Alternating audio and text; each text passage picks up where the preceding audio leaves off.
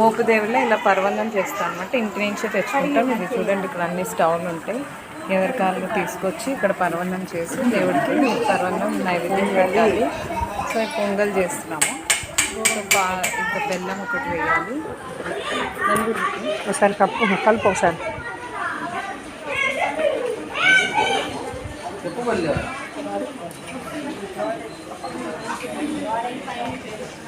చాలా వేసి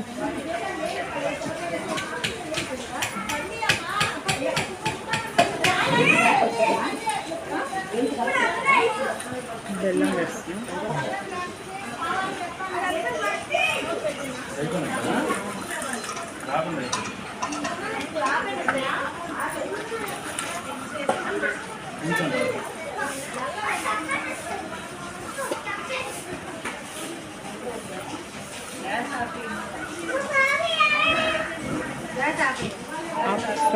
కొంచెం పాలు పెట్టి నేను నార్మల్గా ఇంట్లో పర్వన్నం చేస్తే పాలు ఎగిరిపోవడము అలా అవుతుంది. సో నేనేం చేస్తాను అంటే బెల్లం వేరుగా వేస్తాను. బట్ ఇక్కడ మహత్యం ఏంటంటే మనము బెల్లం డైరెక్ట్గా చూడండి, నేను ఇలా గడ్డలుగా కూడా వేసా, అయినా సరే పాలు ఇరగవన్నమాట.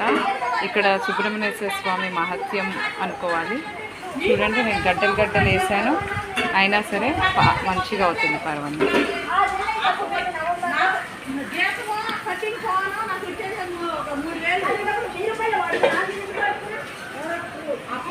జాగ్రత్త.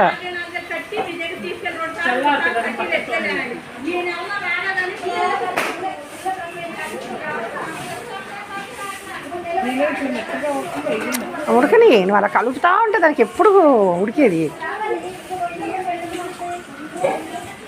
కలుపుని ఉడకనిచ్చేసి అప్పుడప్పుడు నువ్వు ఆన్లోనే పెడుతున్నావే, ఆఫ్ చేయకుండా ఇంతసేపు.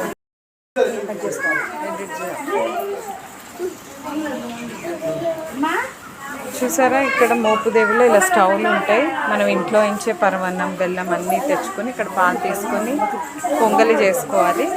సో నేను ఇక్కడ పొంగల్ చేస్తున్నాను. ఇక్కడ మా సిస్టర్ చేసింది, మా వదిన చేసింది. సో నాది ఇంకా అవుతుందన్నమాట. సో ఇక్కడ మహత్యం ఏంటంటే మనం ఇంట్లో చేసినప్పుడు పాలు ఇరిగిపోవడం అలా అవుతుంది కదా.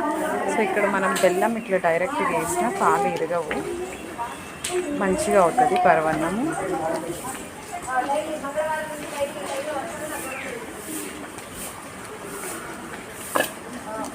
సిమ్లో పెట్టను మాకు.